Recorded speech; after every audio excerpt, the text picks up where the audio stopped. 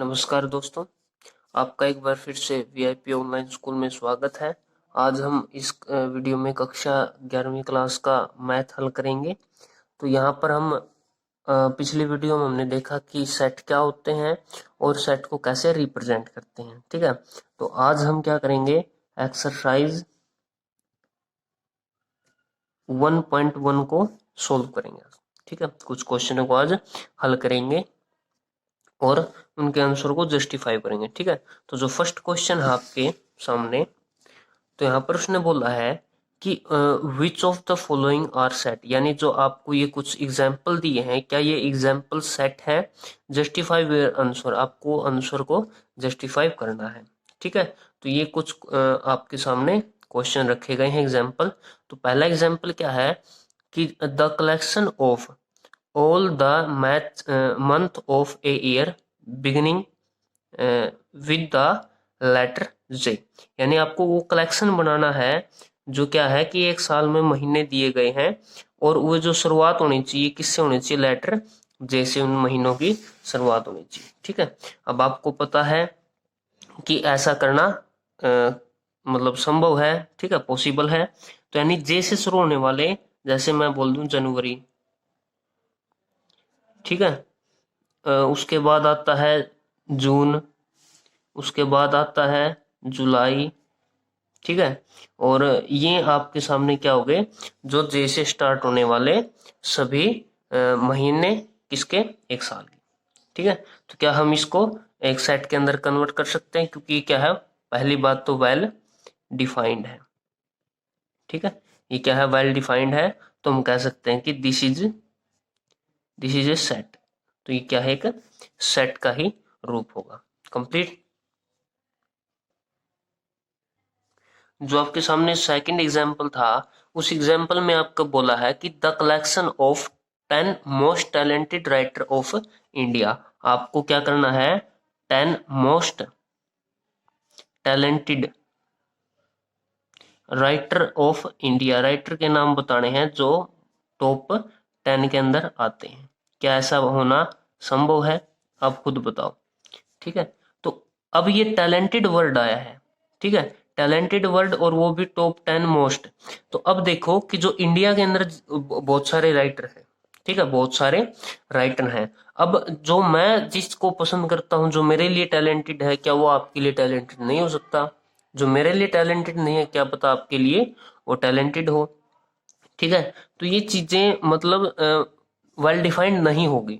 ठीक है, मैंने पिछली वीडियो में बताया था कि कौन कौन से अगर किसी भी एग्जाम्पल में वर्ड आते हैं तो आप पता लगा सकते हो कि वो वेल डिफाइंड है या वेल डिफाइंड नहीं है। ठीक है, तो यहाँ पर हम इसको बोलेंगे कि this example are not well defined. ठीक है, तो इसका जो रीजन है वो क्या है, नॉट वेल डिफाइंड है, क्योंकि ये चीज आप एक्सेप्ट नहीं होती हैं चीजें। ठीक है, ये जरूरी नहीं है, नेसेसरी नहीं है कि हर कोई व्यक्ति उन्हीं 10 लोगों का नाम ले। ठीक है, तो हम कह सकते हैं this is not a set, not a set. ठीक है, कंप्लीट। अब आप खुद ही भी देखो कि अगर जो चीज पॉसिबल है, जो वेल डिफाइंड है, ठीक है, जो स्पष्ट रूप से के आपके सामने है, स्पष्ट रूप से आपके सामने है, वही चीजें आप सेट के अंदर रखेंगे। ठीक है, जैसे कि ये ऊपर क्या था कि ये क्या है, स्पष्ट है, इसके अलावा और कुछ नहीं होगा, ना इनसे कम होगा ना इनसे ज्यादा होगा। यही 3 महीने ही ऐसे हैं जो जे से स्टार्ट होते हैं, तो ये वेल डिफाइंड है, तो इसलिए ये सेट है। ठीक है, ये चीज पॉसिबल नहीं है, तो इसलिए सेट नहीं होगी। कंप्लीट। अब आते हैं उसके बाद थर्ड क्वेश्चन पर। थर्ड पार्ट बोलता है कि a team of 11 best cricket batsman in the world. ठीक है, तो इसने बोला कि best cricket batsman in the world, in the world. तो क्या पूरी दुनिया के अंदर क्या आप टॉप बेस्ट क्रिकेट प्लेयर बता सकते हो, बैट्समैन कि कौन से हैं। ठीक है, ऐसा पॉसिबल नहीं होगा। ठीक है, क्योंकि किसी के लिए कोई खिलाड़ी टॉप है, किसी के लिए कोई खिलाड़ी टॉप नहीं है। ठीक है, सपोज करो मैंने टॉप नंबर 1 पे या फिर इन जो 11 क्रिकेट प्लेयरों में से विराट कोहली को सिलेक्ट किया। ठीक है, क्या पता कोई आदमी विराट कोहली को 11 में सिलेक्ट ना करे, ठीक है। मैंने रोहित शर्मा को सिलेक्ट किया, क्या पता कोई व्यक्ति नहीं करेगा, ठीक है। मैंने डिविलियर्स को लिया तो क्या पता आप डिविलियर्स को इन टॉप 10 क्रिकेट बैट्समैन में न ले, ठीक है। तो वो अपनी अपनी थिंकिंग है, ठीक है। तो ये वेल डिफाइंड नहीं है, तो इसको देंगे कि ये जो एग्जाम्पल है वो वेल डिफाइंड नहीं है, ठीक है। तो हम कहेंगे कि this is not a set, वो क्या है, एक सेट नहीं होगा। कंप्लीट, ठीक है। अब आगे बढ़ते हैं क्वेश्चन नंबर पार्ट 4 की तरफ। तो इसने बोला है कि the collection of all boys in your class, ठीक है। ऐसा पॉसिबल है, ठीक है, ऐसा पॉसिबल होगा क्योंकि इसने बोला है कि जितने भी all boys are in your class, कि आप उन बच्चों का ज्यादा से ज्यादा 20 30 40 कितने होंगे, ठीक है, आप उनका कलेक्शन कर सकते हैं। ऐसी चीजें पॉसिबल है, ऐसी चीजें वेल डिफाइंड है, ठीक है। आप उनका सेट बना सकते हो, तो आप कह सकते हैं कि दिस इज ए सेट, ये एक सेट के अंदर आता है, ठीक है। बहुत ही आसान क्वेश्चन है, 7 मिनट का रीजन देते चले, ठीक है। हर एक चीज आपको आई थिंक समझ में आ रही होगी।